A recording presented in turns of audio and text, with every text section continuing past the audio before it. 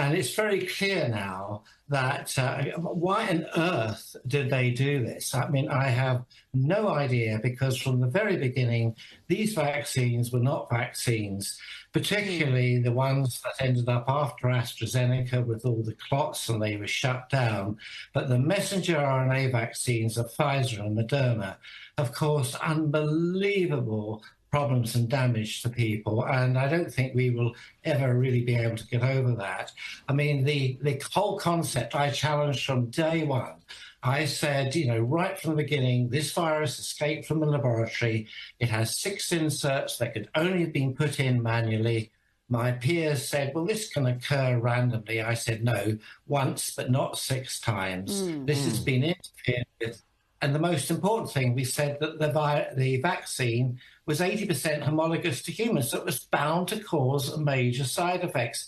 Now, why did everybody go along with it? I mean, we informed everybody, the government, through the Five Eyes process, that this would happen, but everybody ignored it. So why did this happen? And now we know that it's even worse than that the vaccines the quality control was appalling. They changed the mechanism of manufacture between the trial and the rollout to about 6 billion people. This thing was full of contaminants. It was full of sequences that can actually get into your genome. And my big concern is that a lot of them explain why that a couple of years into this epidemic, we still have massive excess deaths. Excess deaths in Australia, New Zealand, and everywhere. And a lot of these now are due to cancer. And that's basically what I want to discuss here. The red flags are so enormous. Why has the government not banned these vaccines immediately? For a start, COVID doesn't exist anymore.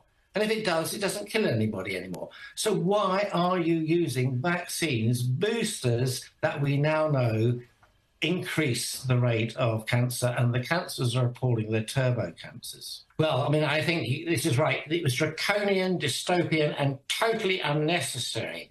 I mean, I've criticised our own Chief Medical Officer, Chris Whitty, and I'll use the words again, as a total moron. He basically wanted to vaccinate our children in order to protect their grandparents. So in that one sentence, he said he knew nothing about vaccines. You only vaccinate to protect somebody else. You do not vaccinate to protect other people.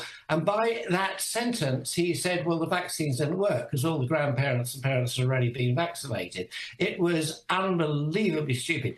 No child died of COVID unless they had some underlying condition like leukemia. It was absolutely abhorrent that they would even think of this. And they were pushed into this by Pfizer and all the people that Pfizer and Moderna wanted to get this into absolutely everybody. These were not vaccines. These were horrible gene therapies that could actually integrate into your genome. And this is one of the reasons we're seeing this horrendous rise in turbo cancers. I'm terrified what they've done to our children. I think everybody who went along to that should actually stand up to trial, defend themselves, and go to court. This is unbelievable, the incompetence, medical negligence, everything, and nobody is accepting responsibility for this. It is unbelievable case of cognitive dissonance, and I hold everybody to account. I hold the chief medical officers to account, the chief scientific officers to account. The so-called, in the UK, we had SAGE, one of the most inappropriate acronyms ever. But, it is unbelievable what we had to. Now, I cannot believe the MHRA and the TGA and the FDA, the level of incompetence and negligence, and they have to be held. This is Nuremberg trial stuff. They are so awful.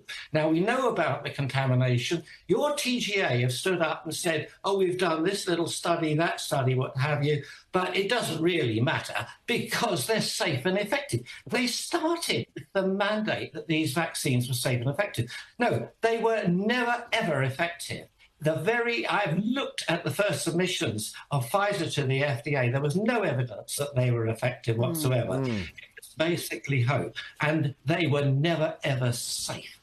the first mandate, the first submission of Pfizer showed that they caused every single side effect you could ever possibly want, and yet the FDA still approved them, and the TGA and the MHRA went along with it. This was absolute criminal negligence. Their job was to say, are they safe? Are they effective? No, they were not. And yet they signed off on it.